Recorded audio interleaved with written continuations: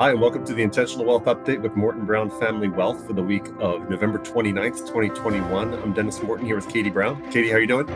Hey, Dennis. Good. Good. We're coming off Thanksgiving weekend. We're leaning in toward the tail end of this year.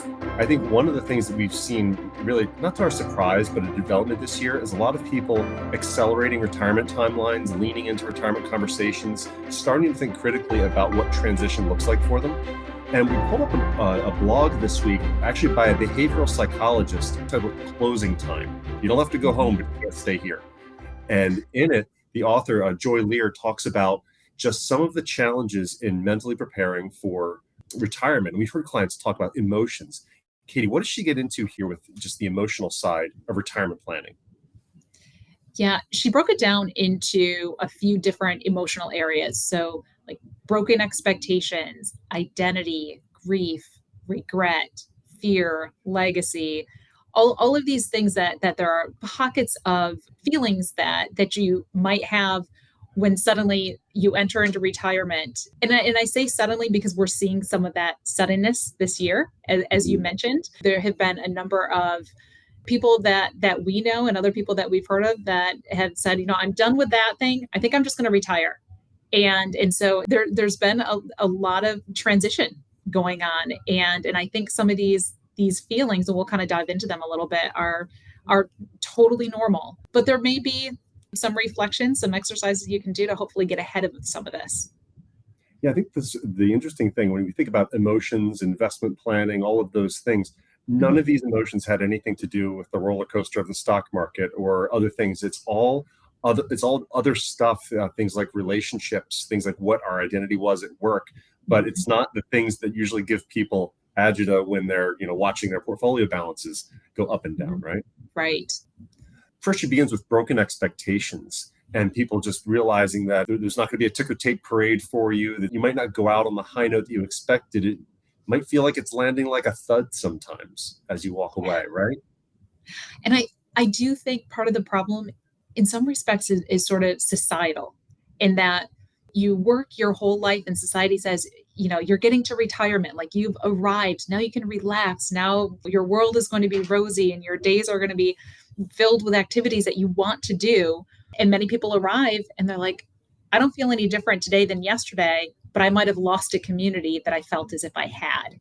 And so those expectations of what it's going to feel like may not live up to what the reality of it is. And she mentions this idea of boundaries and how if you weren't any good at defining boundaries between work life, personal life, other relationships, when you were working, you're not going to be any better at that when you try and finally separate, And she talks about these military officers that she's worked with, military personnel, who just their work was part of their life and integration, and they didn't know how to segregate it when the time came. Right. And I think that kind of leads into some of the regrets as well. Some of those regrets that maybe people didn't separate that out enough, didn't spend enough time building those relationships, keeping themselves healthy and fit, and spending the time on themselves individually, whereas they just kind of let the work drive everything else that happened in their life. And so that they look up and say, okay, I'm not as healthy as I want to be to do all the things I want to do.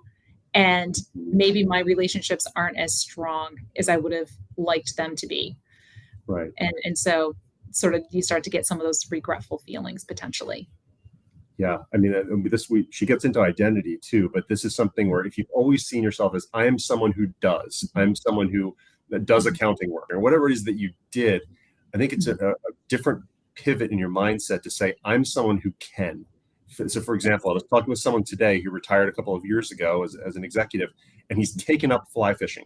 Never did it during his working life, but that mindset of I can still learn something new. I can still be someone who adds in a new hobby, skill, relationship, whatever it might be. It's not that you just always have to continue being that person that you always were, because that's where the grief comes in, is that, oh my gosh, I have to lament the passing of this role in life, this suit of armor. Yeah, there's something I think sometimes considered to be altruistic of working really hard during your working years. But if that time is spent on creating that balance all throughout and picking up those new hobbies, even, throughout your life, and spending the time on yourself, spending the time building your networks, your social activities outside of your work life. I think that in itself goes a long way. Just having that normal process of building balance throughout goes a long way to help that transition later be that much more seamless. Yes, yes. And we can't always expect to do that on our own. I mean, some of that Right. should be part of the conversation that you have with your team of advisors. Sometimes it means you're referring out to different resources. I mean, there are people who specialize in retirement coaches. In fact, I think we'll link to a podcast we did with a retirement coach a while back, talking about just what it means to have somebody sitting across the table and helping you figure that out, and what that means Mhm. for you in the long term. Mhm. Here's a big one though, Katie: fear. that Yeah. that the fear of slowing down. What a powerful concept that is. You've been moving and moving and moving, and always trying to get more and more and more, and then you have to stop, and it's like, oh my gosh, how do I stop? And I'm afraid to stop. Right? I think some of it's that fear of stopping, but then also that when you're busy, that busyness allows you to not be fearful of other things. And so if you had some anxieties kind of percolating beneath, but you always kind of stayed busy and you didn't spend the time focusing on it, suddenly those things come into focus. And Uh, so I think that's part of the challenge too, is that there may have been some underlying concerns before that you've just kind of pushed it aside because you stayed busy enough, and now you don't have necessarily that set schedule of activities to do. yes, yes, it's very true.